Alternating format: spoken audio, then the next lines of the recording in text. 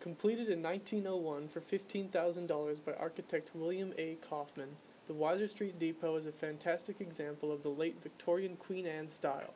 Located in downtown Muncie, Indiana, the depot was regarded as being one of the most modern and substantial structures of its kind ever created by a railroad company in Indiana. Upon arrival, large doors made with dark oak adorned with gold finishings mark your entrance, while inside, enormous solid oak benches provide a place to rest your bum that is as comfortable as a church pew. The program of the depot provided a general waiting room, baggage room, smoking room, women's waiting room, and ticket office. The mere existence of a separate smoking room leads one to conclude that the architect was ahead of his time in understanding the socio-cultural conflict of combining non-smokers with smokers. Additionally, the presence of segregated waiting rooms tells us about the culture of the time and the importance of honoring current social patterns.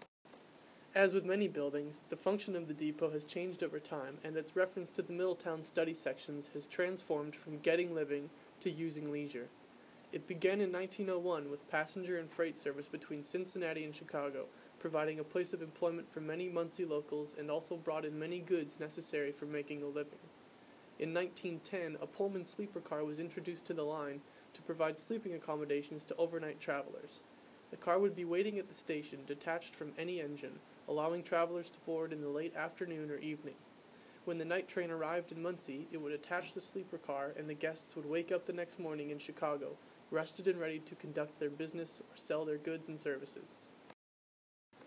In 1949, the depot became a freight-only operation, maintaining the getting living status, only to be transformed 1 year later to house the offices of Muncie Gear Works. Though the nature of the jobs conducted at the depot changed, it still housed employment opportunities for Muncie residents.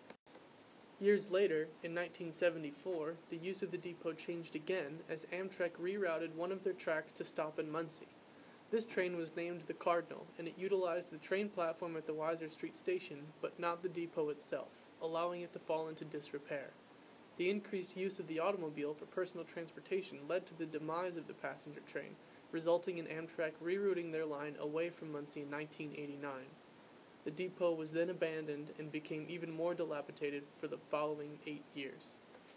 With the introduction of the Rails to Trails program in Indiana, the Wysor Street Depot completed its transformation to using leisure in 1993 when the CR&M line became the Cardinal Greenway.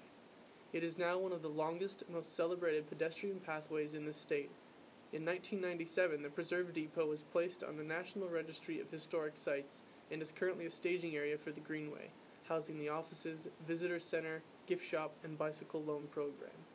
The move to this function reflects the current cultural trend of our society to conserve resources, recycle old materials, and promote healthier lifestyles.